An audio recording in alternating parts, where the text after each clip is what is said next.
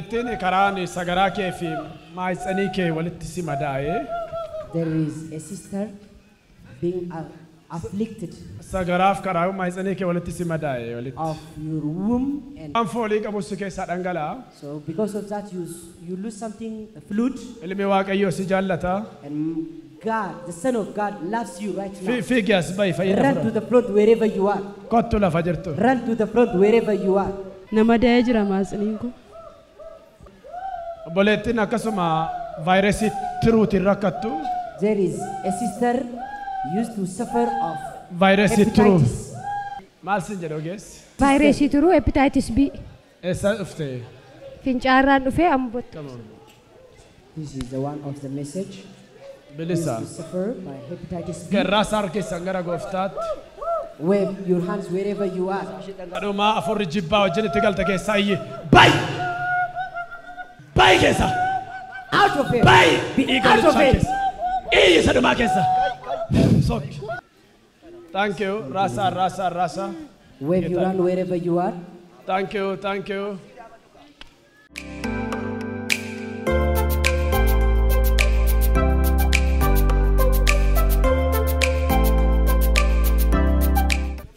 Nalaala boleessa. Garaacha keef kalee keetu si dhukkuba baay'ee humnaa oli. You are free, okay. Wave your hand wherever you are. Boleetti kalee keetu infekshinii si uume yeroo baay'ee si dhukkuba gar tokkotti ciisuu hin dandeessu. Sirriidha mana yaalaa dhaqee gan ture Mana dheengadha. yaalaa dhattee maal sin jedhu. Kaleen kee infekshinii godhateera naan jedha. Gooftaaf harka walitti dhaa. You are free. He is set free from kidney infection. Atis akkasuma xaxarii kaleetiin rakkatta. Gabi gabi. You are free. Maayitsan infection. Infectioniitu maayitsaniiti. Yeroo baay'ee gadi si waraana akka nama da'uuf ka'u. Gadi si dhiibaa. Ganna dhiibaa as koorras na waraana. Si waraana gadi si dhiiba akka nama da'uuf ka'e. She used to be afflicted of womb. Bilisa. Eebba Abrahaam fudhadhaa. Eebba Receive Abrahaam. Abraham's blessing. Eebba Abrahaam. Receive Abraham's blessing. Eebba Abrahaam. Abraham's blessing. Eebba Abrahaam. Abraham's blessing. Kan Isiyaaq. Isaac's blessing. Kan Yaaqoob. Jacob's blessing. Simadhaa. Receive. Simadhaa. Receive. Simadhaa. Receive. Simadhaa. Receive. Simadhaa. Receive. Lubbuun qoricha narvii fudhatta. Miillaaf sammuu siin jedhe ogeessi fayyaa. There is somebody Qoricha liqimsita yeroo who baay'ee. used to use a drug of nerve. Fiigas bayi. Dubartiin sababa maayitsanii kee keessa hiixiin jiruuf mucaa hin ulfooftaa hin baa, hin ulfooftaa hin baa, hin ulfooftaa hin baa. There is also another woman used to lose Hin ulfooftaa hin your baa. pregnancy many times because of the tumor within your womb. Garaarsaatti as bayi. Maatsaniin kee gaadaamessi kee lixii qabanaan jedhanii amma immoo gaadaamessi kee hodhame malee dhala baachuu hin dandeechuu ennaan. Deechuu waggaa irraa dhiira fide watti. Bring a son coming here.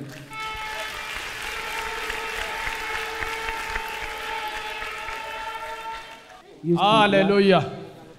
Eega oolichaan abjuu keessan bara keessan fayyaa keessan qe'ee keessan hiikeera. I set you Ikera. you free. Hiikeera. Free. Hiikeera. Set free. Hiikeera. Set free. Hiikeera. Set free. Amen. Amen. Eeyo gooftaatti kan gammadu. Who is delight to the Lord? Namoonni amantan har'a galgala kanaa kaasee abjuu hiika qabutu gara keessan dhufu. You will start looking to meaningful dream right after this day.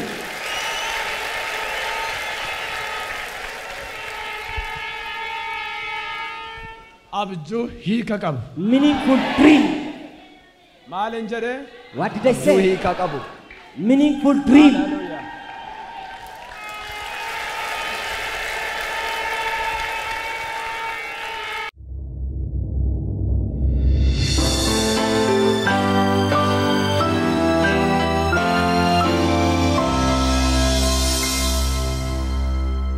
Waaraa yeroo jalqabaaf gara kana dhuftan Ortodoksii Musliimni waaqeffataan gara aarsaatti as baa. It's a time for call to the new souls to the altar from different religions. Orthodox, Muslim, Waqifata from different religions.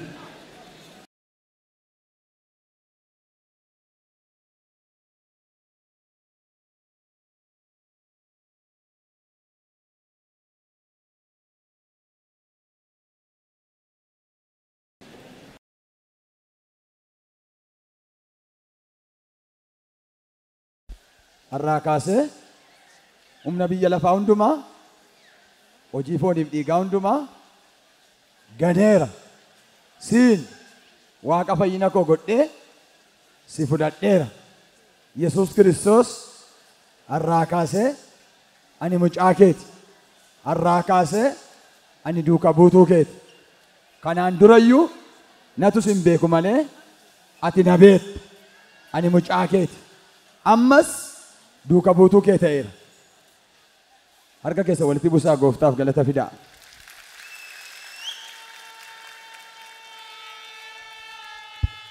Tole nama waaqayyoo namoonni biyya adda addaa irraati gurmuudhaan dhufanii nu gidduu jiran jiru. Ana waamaa galoo magaala Qassoorraa namoota 41 hojjettoota kutaa bulchiinsa burqaa jaatoo naqqamteerraa namoota 39 dabbasoorraati namoota 30 arjoon dhidheessaarraa namoota 17 jimmaa raareerraa namoota 43 walumaa gala namoota 170 ta'anii gurmuudhaan dhufanii nu gidduu jiru. Anaa dhufu jedhaniiru namni waaqayyoo. In our midst there are people of prayer in groups from different parts of the world and parts of the region.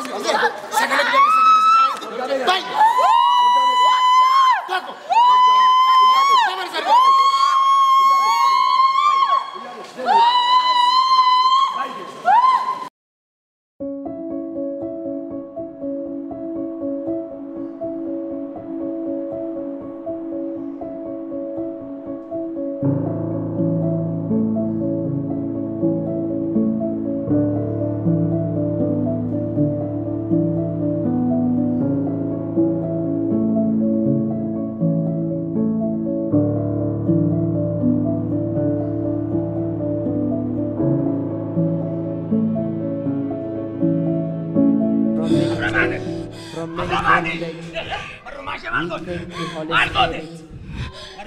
Precious Holy Spirit, we thank you for you are in our midst. For you are in our midst. What a wonderful God is our God. We love God.